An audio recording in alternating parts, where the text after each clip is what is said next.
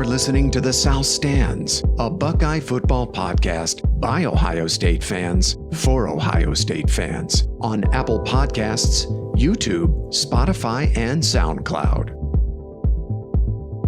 Welcome back to The South Stands, a Buckeye football podcast by Ohio State fans for Ohio State fans from the West Coast. I'm your host, Zach Moore. Today is Monday, October the 25th, and it's just going to be a one-man show again today. I found myself with a few extra minutes here before work, so I'm going to spend the next 20 to 30 minutes having a look at Ohio State's 54-7 demolition of Indiana this past Saturday night. And maybe I'll spend a little time giving you my thoughts on some of last Saturday's other results, namely Penn State laying an egg at home and losing to Illinois after 9 frames of overtime. My goodness. PU James Franklin. And that result really spoils what we all thought was going to be a top 10 matchup between Penn State and Ohio State under the lights in the shoe this coming Saturday. But first, let's have a look back at what happened in Bloomington. Now, if you only had the final score to go on, you'd never believe that it was a 7-7 game with less than 3 minutes to play in the first quarter. And the Buckeyes put together a 12-play, 75-yard drive on the opening possession to take a 7-0 lead on an 11-yard touchdown run by Mayan Williams. The Hoosiers countered with a 15-play, 75-yard scoring drive of their own. Indiana converted 4 times on 3rd and long during that drive. Quarterback Jack Tuttle, who, as expected, started in place of the injured Michael Penix Jr., hit tight end Peyton Hendershot for a touchdown on 3rd and goal from the Ohio State 7. Now, Tuttle paid for it. He took a huge hit from Antoine Jackson and Haskell Garrett and was injured on the play. Tuttle attempted to return briefly, but had to leave the game again and ended up being replaced by freshman Donovan McCulley and 4th-string walk-on Grant Gremmel. McCulley and Gremmel were a combined 4 of 10 for 39 yards passing. Really had no shot to do much of anything against an Ohio State front 7, which was finally healthy for the first time all season and just could not be kept out of the Indiana backfield. When I looked at the box score, I was surprised it was only 5 sacks. Because to me, it seemed like they had a lot more than that. And had they played all 4 quarters, I think they would have doubled that sack total at least. Now, after IU's 75-yard first quarter touchdown drive, the Hoosiers were held to 53 total yards of offense. They finished with 128 total yards on the game, 80 through the air, 48 on the ground. It was a really, really long night for the IU offense, as I expected and had predicted. They really couldn't do much of anything. The Buckeyes scored 30 unanswered in the second quarter to take a 44-7 lead into the locker room at halftime. Now, in only 3 quarters of play, Ohio State quarterback C.J. Stroud was magnificent once again. He finishing 21 of 28 for 266 yards and 4 touchdown passes with no interceptions. Jackson, Smith, and Jigba led Ohio State with 99 yards receiving. Tight end Jeremy Ruckert caught 2 touchdown passes from Stroud. And freshman sensation Travion Henderson led the Buckeyes on the ground once again with 81 yards rushing on only 9 carries and 2 rushing touchdowns. Henderson also caught a 14-yard touchdown pass from Stroud. And Ohio State scored touchdowns on all 6 of its first half possessions. They also tacked on a safety on a muffed snap by Indiana's punter. So really the Buckeyes did whatever it wanted offensively against, let's face it, a pretty respectable Indiana defense that had played very well against one of the nation's toughest schedules coming into the game. I thought our friend Bill Landis at The Athletic wrote something yesterday that really put the greatness of the Ohio State offense into perspective. In the Buckeyes' last 156 offensive plays, Bill Landis wrote yesterday, with C.J. Stroud at quarterback, the Buckeyes have scored 150 points. Let me say that again. In Ohio State's last 156 offensive plays with Stroud at quarterback, the Buckeyes have scored 150 points. That's nearly 1 point per play. Now, Landis also wrote that when Ohio State punted late in the third quarter against Indiana on Saturday night, it was the first time the first-team offense had been held to a punt since the second quarter of the Akron game on September 25th. Now, I didn't think, as solid as they've been throughout most of the season, I did not think Indiana's defense had an ice cube's chance in hell of slowing down the Ohio State offense. So I wasn't at all surprised by the outcome. As you may remember, if you've listened to the prediction pod on Thursday, I think I had the final score 51-14 Ohio State, so pretty close to the actual final score. And really, I don't know how many more platitudes you can give the Ohio State offense at this point. It's exactly what we expected it to be going back to the preseason. I mean, even if you look at it, even in their worst game of the season, that was against Oregon, the offense still put up 612 yards. So the big question for me has always been whether the Ohio State defense could find its way back to respectability, or perhaps even more than that. Now, that to me was the key to Ohio State getting back to the playoff.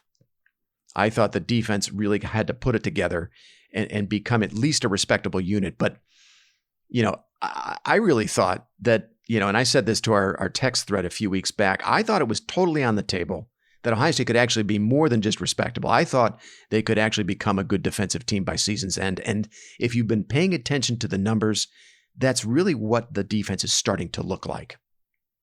As we sit here today, after 7 games, the Ohio State defense is now 18th nationally in scoring defense, giving up just over 18 points per game. 21st nationally in defensive yards per play, giving up just under 5 yards per play. It's about 4.87. Well, exactly 4.87 yards per play. They're 12th nationally in sacks now, averaging just about 3.5 per game. Now, if you remember, through the first 3 games of this season, we were all wondering, where in the hell is the pressure? Why is this defensive line not able to get to the quarterback? All that 5-star talent. You have the coaching genius of Larry Johnson in that unit. Why was Ohio State unable to get to the quarterback? Well, now they're doing that, and they're doing it just about as well as anybody nationally. 12th nationally in sacks. This defense is also 14th nationally in interceptions. So we're looking at a defense now that's getting after the quarterback, that's forcing turnovers, and oh, by the way, actually scoring. Ohio State is tied for first nationally in defensive touchdowns with 5. So this is a defense that's starting to become disruptive, starting to generate those explosive plays that we would expect out of a quality Ohio State defense. The defense is also 29th nationally against the run. That is way, way better than where it was after the first 3 weeks of the season. I think we were down in the hundreds against the run defensively. Now 29th nationally against the run. I think those numbers, that particular statistics, is only going to get better as the season goes along, even as the competition stiffens. And finally, Pro Football Focus, as of right now, has Ohio State 25th nationally in team defense. So, we've always said on this podcast that with the way Ohio State has played offense under Ryan Day, with the absurd level of talent and skill that Ohio State possesses on the offensive side, you just need to be somewhere in the top 25 in most of the key defensive metrics. And that's exactly what Ohio State is. And in some cases, much better than top 25. And I think this defense is only going to get better. They've got the right man, it appears, calling the defense in Matt Barnes. So moving Kerry Combs up to the booth, relieving him of his defensive play calling responsibilities, appears to be paying big-time dividends for this defense. The hockey line substitutions that we saw through the first 3 weeks, with a lot of young players seeing meaningful snaps that really weren't ready for them, those have gone away, and Ohio State now has identified its best players and really leaning on them. That's paying big dividends, and I think it's no coincidence that you're seeing those you're seeing better statistics defensively.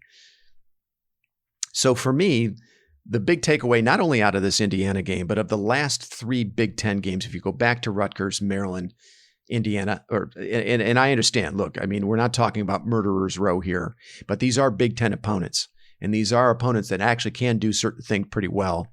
Ohio State has dominated those teams. The games are over by the second quarter. So the takeaway for me over these last 3 games is we're starting to see actually a good defense emerge from the ashes of the first 3 weeks of the season.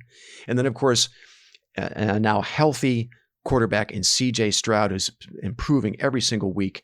He looks to be in total command of the offense, making all the throws. Right now, nobody in the country, nobody is playing better football than this Ohio State team, not even Georgia. I thought it was very interesting. I was looking at Joel Klatt's top 5 that he put out just on Sunday. He has Ohio State number 2 right behind Georgia. Ditto for Kirk Herbstreit. Same deal. Kirk Herbstreit now has elevated Ohio State to number 2 in his top 5. Doug Lesmerises of our good buddy Doug Lesmerises of Buckeye Talk yesterday said on their postgame podcast, he really firmly believes that if Ohio State continues to play this well and they they handle Penn State, that he believes Ohio State is going to be number 2 in the initial playoff rankings, which come out next Tuesday. So Ohio State really starting to turn heads and really starting to make believers out of a lot of the guys whose opinions I really, really respect. So I think that says something. I wanted to spend just a few minutes looking at some of Saturday's other results, and let's have a look. Let's start with the total stink bomb that Penn State laid in Happy Valley on its home field against what is now a 3-5, but going into the game a 2-5 Illinois Fighting Illini team. This is Brett Bielema's team. Penn State goes down 20-18 after 9 frames of overtime. Penn State could not get anything going all day long. Offensively, they were absolutely dreadful. And there were a couple things there that I thought just really, really bad signs for Penn State moving forward. First of all, only 227 yards of total offense. And, Sean Clifford clearly still not healthy. He was injured in the Iowa game, as we all remembered. He played the entire game, 19-34 for 165 yards passing. That's 4.9 yards per attempt. He did throw a touchdown, no interceptions, but Clifford clearly not himself. I've never viewed him as a quarterback with a ton of arm talent to begin with, a very limited quarterback from my point of view. So I always had big questions about whether Clifford would ever be able to do anything against Ohio State or other quality competition. So a pedestrian effort out of Clifford. You got to give him a little bit of a break there because he's injured. Penn State not able to do well under 300 yards of total offense in that game. That is a bad sign for them. And then if you look at what they did defensively, really getting beat up in the trenches by the Illinois offensive line to the tune of 357 yards rushing. Chase Brown, Illinois' starting tailback, 33 carries, 223 yards. Joshua McCrary, another tailback for Illinois, 24 carries, 142 yards rushing. So Illinois really being able to do whatever they wanted on the ground. And they ended up holding on for the win after 9 frames of overtime. If you've not seen the new version of college football overtime, it was on full display in this game. The usual frames of overtime that we've known over the years, which is that each team gets a possession from the 25-yard line, that occurs through the first 2 frames. And if after the first 2 frames the score is still tied, then each team is forced to attempt a 2-point conversion. And the team that's able to convert on their 2-point conversion and hold the opponent out of the end zone wins the game. That's exactly what Illinois did in the 9th frame. And boy, what a disappointing performance from Penn State. And it really kind of ruins what should have been a top 10 matchup this coming Saturday in the shoe under the lights with Ohio State. Penn State drops down to number 20 in the AP poll. And they come into Saturday night, I believe at the moment, a 17.5-point underdog to Ohio State. Now, I said after Iowa lost at home to Purdue 2 Saturdays ago, it really forced me to reevaluate who Penn State was, because I thought Penn State, now looking back at the loss that they had against Iowa, even after losing Sean Clifford, really thought kind of if Penn State was truly a top 10 team, they probably should have beaten Iowa anyway. Iowa turns around the following week, gets their butts handed to them by Purdue. It was at that point I really started to reevaluate who Penn State is and how good they actually were. And then they confirmed my doubt in them by losing this game at home to Illinois. Just a real disappointing performance out of Penn State. And this starts to really kind of clear the path, I think. And I don't want to get too far ahead of myself, but now we start to kind of look at what appears to be a potential winner-takes-all matchup with Michigan in Ann Arbor. Michigan looking pretty impressive against Northwestern, although it took them pretty much all 4 quarters to do it. Michigan handles Northwestern 33-7 in Ann Arbor. That game was, that was a 10-7 game at the half. Michigan had a 3-point lead. They score 17 unanswered in the third quarter to pull away. But again, the big question around Michigan is, can they throw the football? Now, they ran all over Northwestern, really kind of ground Northwestern down. It wasn't really an overwhelming performance running the football for Michigan. They finished with 294 yards rushing on 54 carries, so only about 5.5 yards per attempt for Michigan. They really just kind of, as I say, ground down Northwestern and wore them down as the game went along. But for me, that didn't really show me anything new about Michigan. We knew that they were solid running the football. We knew they were going to play good, solid defense. But for me is, can they throw the ball? And if you look at what Cade McNamara did in that game, 20 of 27, 129 yards passing. J.J. McCarthy saw a little bit of time. He was 3 of 5 for 34 yards passing. Only 5.1 yards per attempt from the Michigan quarterbacks in that game. And look, this formula, we've seen the best of this formula from Michigan. The solid running game, good defense, and serviceable in the passing game, right? A kind of a game manager at quarterback, a player that doesn't make a ton of mistakes. We've seen this movie before, and we've seen the best of this formula from Jim Harbaugh previously. We saw it in 2016. It wasn't enough. We saw it in 2018. It wasn't enough. This formula will get Michigan 9 to 10 wins against the rest of its schedule. But we've seen in recent history, we've seen over the years that it's just not going to be enough to beat Ohio State. And I think Michigan's going to have to find another level in Ann Arbor if they expect to beat Ohio State. They're going to have to find a way to push the ball downfield, make plays down the field in the passing game. So I think Michigan, while they do look improved, I give them credit for that. I like them to beat Michigan State this coming Saturday in East Lansing, and I like them to win out until they face Ohio State in Ann Arbor in the season finale. But they're going to have to show me something different in the pass game to make me think that they're going to pose any real threat to Ohio State in that game. Wanted to have a look at two other games, and then I'll let you go. Oklahoma goes to Kansas on Saturday. Now, they escape with a 35-23 win in that game. They had to convert a fourth down play late in the fourth quarter, clinging to a 28-23 lead. Kennedy Brooks, Oklahoma's tailback, was stuffed on 4th and 1. Looked like he was going to lose 2 or 3 yards.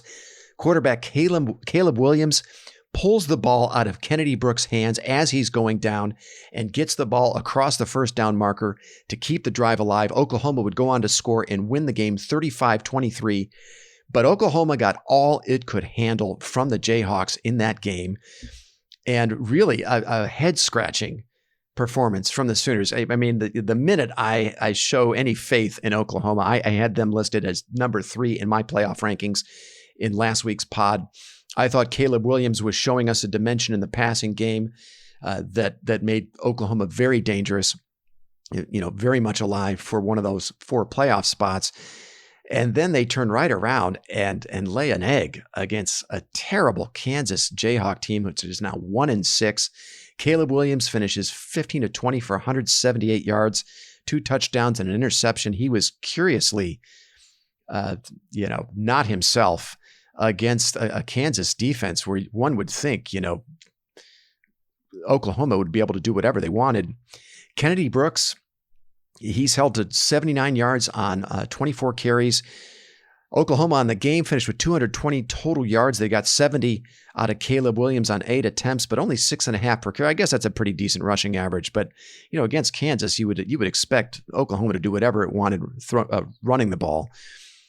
So very curious performance from Oklahoma. They continue to really really win by the skin of their teeth, and you have to wonder, with opponents like Iowa State and Oklahoma State still looming on their schedule, are they going to be able to make it through the Big 12 unscathed? I don't know. I'm probably going to keep them in my playoff rankings for now, my playoff field for now, but I was really surprised by that result. And I was also really surprised to see the Oklahoma defense for much of the game not really able to contain Kansas running the football. They gave up 166 yards on the ground. Jason Bean, Kansas's quarterback, also looked, like a world beater on Saturday. 17-23 for 246 yards. Oklahoma's going to have to be much better than that on defense. And, the defensive questions continue to dog Oklahoma. On the game, Kansas actually outgains Oklahoma 412 to 398. Weird game. I did not see that one coming, but Oklahoma manages to escape, and they remain undefeated. They did drop in the AP poll, I noticed. They dropped down to number 4, if I'm not mistaken, and they were jumped by Alabama, who themselves was in a game unexpectedly with Tennessee. That was another game. Close game going into the fourth quarter.